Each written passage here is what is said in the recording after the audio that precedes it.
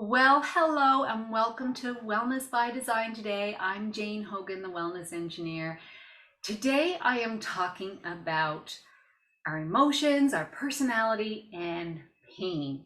So I've always found this super interesting that there are connections like personality types associated with pain. And in fact, personality types associated with different chronic illnesses. I mean, we always knew about, they said heart attacks tend to be type A personalities. Now they're saying that there's a type C personality, which is like the cancer personality, and that's someone that represses emotions, like holds in their anger. Anyway, quite fascinating. And also that there's personalities associated with autoimmune conditions and IBS and MS and Alzheimer's and all kinds of illnesses. So, I mean, this may seem a little far out to some people, but actually, when you look at the science, it makes a whole lot of sense. So, first of all, what is a personality? Our personality is really about who we are all the time, our behaviors every single day, our thoughts and behaviors that make up kind of who we are, what the world sees as us. And so, the reason why I want to tell you about this is because I want you to understand that even if you think you have a typical personality, we tend to think our personality can't change, but our personality can change. It really can change because our personality is really just those thoughts that we think over and over again, which lead to the behaviors that we do over and over again. And where does that even come from? Our typical thoughts, and of course we have like 60 to 80,000 thoughts every day, so we can't monitor all of them, but a lot of our thoughts tend to be negative. A lot of the thoughts are just like running over and over again, like programs, right? Coming from our subconscious mind. And so a lot of these programs get installed like as we're growing up, but a lot of them get installed before the age of 7. Our brain before the age of 7 is in a state almost like a hypnotic state where we're very suggestible. We don't question anything. And so things happen to us and we interpret them a certain way. And so then we create behaviors to adapt to our situation. And then we hang on to those behaviors for our whole life. And what's interesting is that these behaviors, and when we're holding in emotions because we can't express them because, hey, we're just a little kid, and if we express, a lot of emotions, or even as we get older, if we express them, we may be, not accepted by the tribe, our peers, and that is we're built in for that to be very fearful for us, and so we hold in the emotions, and that creates a whole cascade of hormonal and chemical reactions in our body that are constantly happening and keeping this like low grade stress going in our body. And when we have this stress going on, of course, there's a whole cascade effect. Then it triggers the stress response of the nervous system, right? So then it starts producing chemicals of stress, and so then all of our systems and our cells then don't work so well, and then there's a whole they start to break down, the systems aren't working well, maybe we don't digest so well, and then things break down and we start to then create pain in our body or illness, whatever, and it's chronic, right? Which means it's not short term, it ends up being long term. You do that over a whole lifetime and it builds up, right? And so that's why as we get older, then we start to see the breaking down. So I want to tell you a little bit about this book, that When the Body Says No by Gabor Mate.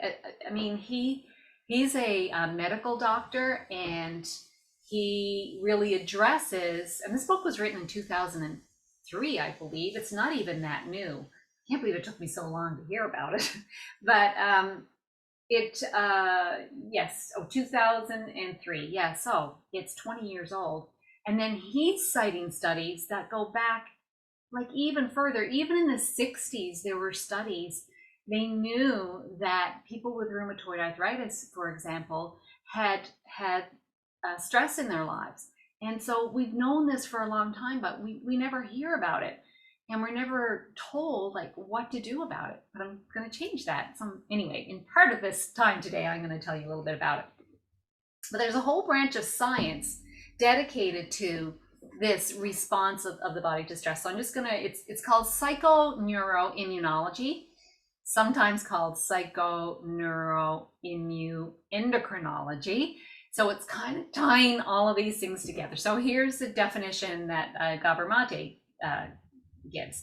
It's the science of the interaction between the mind and the body, the indissoluble, my glasses on, the indissoluble unity of emotions and physiology in human development and throughout life, in health and illness.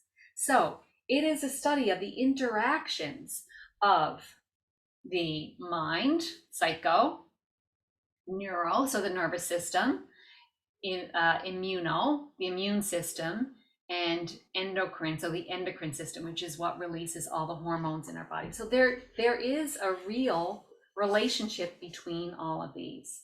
So, and I want to give you a definition of emotions, because we have different ideas of what emotions are. I'm taking my glasses off. Need them again. Okay, so emotions are deeply implicated in the causation of illness or in the restoration of health. Says that right in this book. Your emotions are deeply implicated in the causation of illness and in the restoration of health. The emotions are what's critical. So what are emotions exactly? The definition of emotions, they're psychologically, emotions are themselves electrical, chemical, and hormonal discharges in the human nervous system. Emotions, they're influencing all of our major organs, and they're coming from our thoughts. And our thoughts then create emotions, then create our actions or inactions, and then that creates our results. Dr. Joe Dispenza says our all of that becomes our personality, and then he says your personality becomes your personal reality. So your personality is creating your reality and coming from emotions. So I've had conversations with over 150 pain experts and experience with clients, and also my own experience of rheumatoid arthritis and how it came on with a sudden stress. But then I realized that I had a lot of the personality traits that are associated with autoimmune conditions, rheumatoid arthritis in particular. And I kind of have summarized these into 3 traits, and I'm using 3 P words.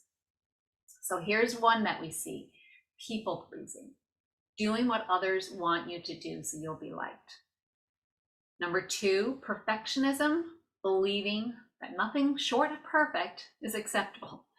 And the third one, politeness, and that's sort of the repressing your opinions or your feelings and not setting boundaries so that you don't upset other people.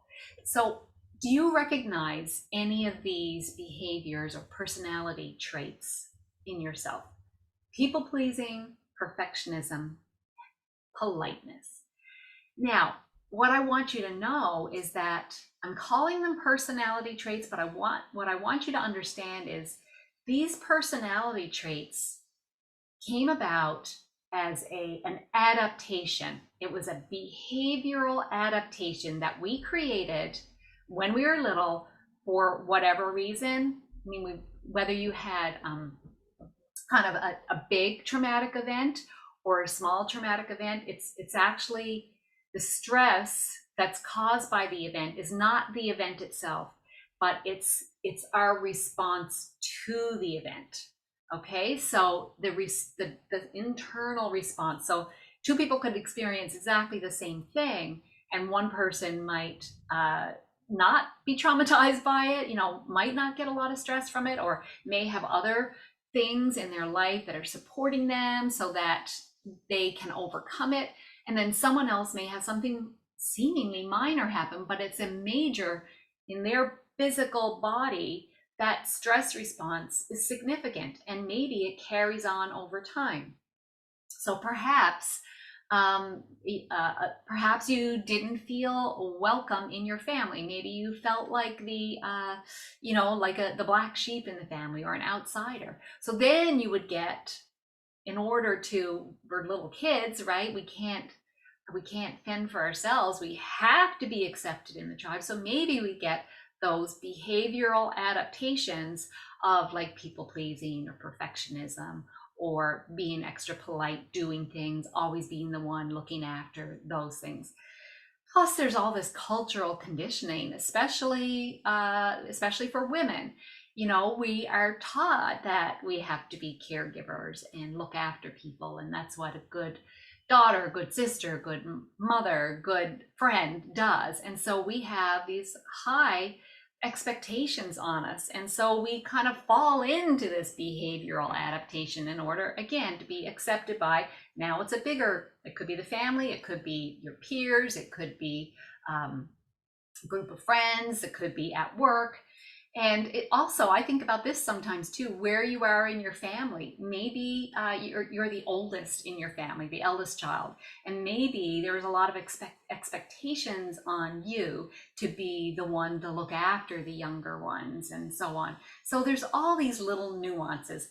But here's the thing, I don't want you to get into the story of all this, like what's it all about, and how did this happen, because we really don't need to. It's done, it's in the past. All we need to do is change. We need to change our thought patterns, which I know that they're subconscious, so it's not always easy to change subconscious thought patterns, especially when it's been a behavior you've had all your life. So, it's really kind of fascinating. So I don't want you to get into a story about anything, but what I want you to do is really get in touch with the body. So before pain or illness came along, that's sort of like the body shouting. It's shouting to call our attention to things that aren't right in our life. And so we may have ignored the quieter calls earlier on. So we may have even lost connection with feeling in our body. So we've had the enteric nervous system in basically all around our organs. There's so many nerve cells there. And also what we know now is that there's a lot more signals going from that enteric nervous system in the gut through the heart up to the brain than from the brain down. So we're constantly getting signals sent, a gut feeling, right? Feeling in the pit of my stomach. Like, we know these feelings when they're loud, but maybe we kind of ignored them. And then through the ignoring of these symptoms, these feelings, these signals, then our body we started to shut down and not feel them anymore. I've had clients that say they just can't feel anything. They can't feel anything down here. But maybe you can, and I want you to grab on to any feeling you can. So here's how you're going to do it. I'd love for you to think about something that triggers you. Maybe something that's happened in the last week, or maybe further back. Just think of a time when you got triggered. So you cried, or you lashed out, or you just wanted to run and hide, or you felt angry. So just kind of close your eyes right now. As long as you're not driving. If you are driving, of course, pause this, do this later. So just close your eyes now and think about this event, this triggering event. Okay. Now, I've asked you to think about it, but now I want you to not think about it. And I want you to go into your body and see if you are feeling it somewhere. Just like pay attention. Let's move down. So let's go down, from into the mouth. So are you feeling any tightness in your jaw? Anything in your neck? Are you feeling a constriction in your chest or tightness in your shoulders? And tightness in your heart or a heavy feeling in your heart? Do you feel any tightness in that upper part of your belly, like where the ribs split out? What about in the lower part of your gut? What are you feeling there? Are you feeling any heaviness, tightness, kind of a sick feeling? Just want you to pay attention to the strongest feeling that you have. And if you're not sure, just pay attention to your belly.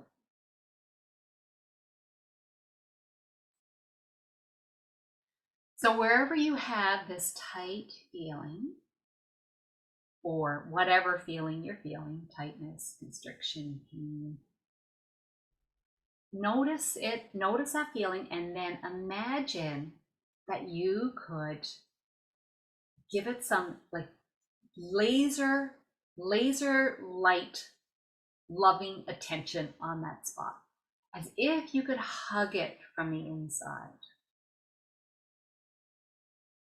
Now you might feel the feeling intensify a little bit at first, but keep hugging it from the inside. Kind of imagine that it was maybe even like a small child or a pet that was sick and needed your attention, or maybe a best friend. So just that kind of nurturing feeling is what you want. Maybe you can even imagine that you're breathing into it. Maybe you can imagine that you're giving it loving light.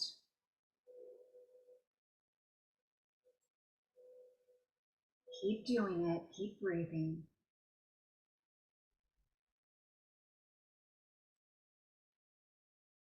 And now maybe you're noticing that that feeling is dissipating.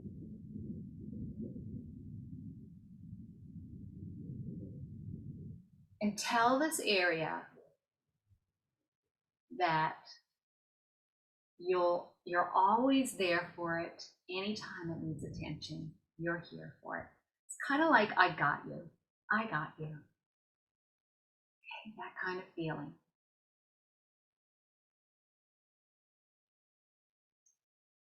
Another couple of breaths. And then open your eyes. So what we're trying to do here, my friend, is energize this area. Because somewhere in our past, through this behavioral adaptation, and because we had feelings we couldn't deal with, we've shut them down. We've shut down those feelings. We stuffed them down. But we want to not keep them in. We want to let them go. And to do that, we have to give it attention. So you've heard me talk before about how everything is energy, and really what we're feeling there in that like pit of the stomach feeling, or tightness or constriction, it's actually energy not flowing. So we want to give it attention so that the energy can start flowing through there again. Now, you may have to keep doing this because we are creatures of habit, right? So we will tend to fall back into those habitual thinking patterns that we've had. But through this awareness and through this practice, we are giving this loving attention to the body, and we can in that way begin to get the energy flowing again, sending the signal that it's safe. It's safe to feel there. Okay, it's safe to feel there. So awareness, notice when you're triggered. You don't have to always keep thinking about something now. Just like notice your behavior.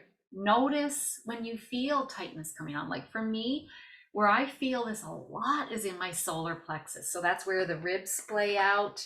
That's where I tend to get tightness. Even now while I'm talking, I notice, I'm holding it and I gotta release it and loosen it up intentionally, right? Breathing into it. Like saying, I got you, it's okay. Like you don't have to hold on so tight. Mentor of mine, Dr. Sue Morter, calls this defense physiology. We like defense physiology. We hold on, we get tight, right? Massage therapists will say like people that are really tight are really like holding on to, a lot of stuff. When we get tight, that's kind of the first stage. Can become chronic pain after that. So this is a super tool. So pay attention to what triggers you, right? What gets your goat. Those are the places where you need to do work.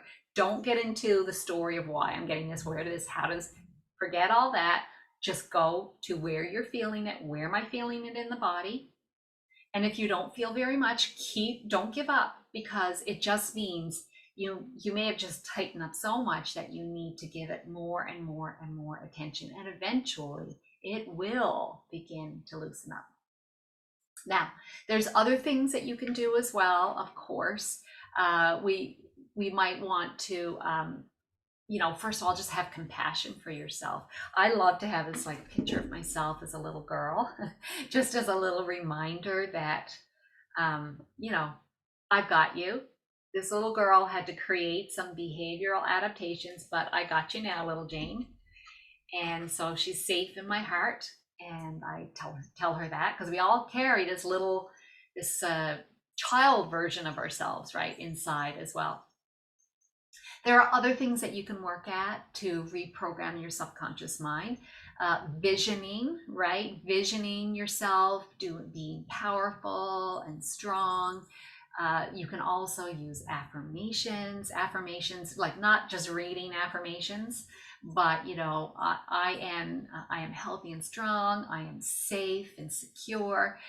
When you say these things, you have to feel them, right? You have to feel them. So we want to keep switching these feelings that we got, which turn into emotions, like physiological states in our body, affecting our nervous system, affecting our immune system, affecting our endocrine system. We want to create a feeling of safety, and we can't do it if we're ruminating over the past or worrying about the future. So we focus our thoughts as much as we can on positivity. A great thing to do too is a gratitude practice, right? If you can focus on gratitude, look all around you, things that you're grateful for, then that switches you into like out of that out of the sympathetic state, like the stress response of the nervous system, and into the relaxation response, which is the parasympathetic state of the nervous system. And then that tells, it all signals down, right? Affecting our immune system, affecting the endocrine system, affecting all the neurology, our nervous system, everything then is getting the message that all is safe, and we can let go of the defense physiology. And then, of course, if you need more help, there's all kinds of other modalities you can try, like internal family systems. You could do tapping, so emotional freedom technique or tapping. Just do a little search on that. I'm not going to cover that in this podcast, but it is a really powerful tool. And I can tell you, the first time I tried tapping, and the person that I found on YouTube, but this was years ago, was Julie Schiffman, and she had a tapping script for joint pain. And the first time I did it, I bawled. I know then that there was things I needed to release. Especially, I would say, there are some statements that she uses that were like truth bombs. And the truth bomb statements are the ones that really, they just really make you create that emotion. They're like this, like it's like twang. It's like hitting a string, twang, a tight string, because that they're true. So you could try that. Biofeedback, eye movement therapy. So there's EMDR, eye movement desensitization and reprocessing. And then there was one that I used, which was rapid eye technology. And I found that really helpful. And just even like getting out for a walk, grounding on the earth, uh, I love yoga, but just do anything that you like doing that really gets you in your body again, right? So all of these things are great tools. So people pleasing, perfectionism, politeness, all of these types of behavioral patterns, these what they call personality traits, but really they're behavioral adaptations that are created by subconscious programming. These types of behaviors can be released. And through that, then you can release chronic pain. You can create a state in your body that, like, you give the body the opportunity to heal. You're creating the state in the body that allows healing to happen. The body will heal. It will heal as long as it has the right environment to heal.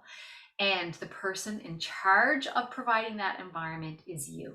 So even if you do all of these other things on the outside, if you're not changing that internal state so that you're switching out of the fear state and into the relaxation state, whatever else you do, it might have a short-term impact, but it's not going to have the long-term results that you want.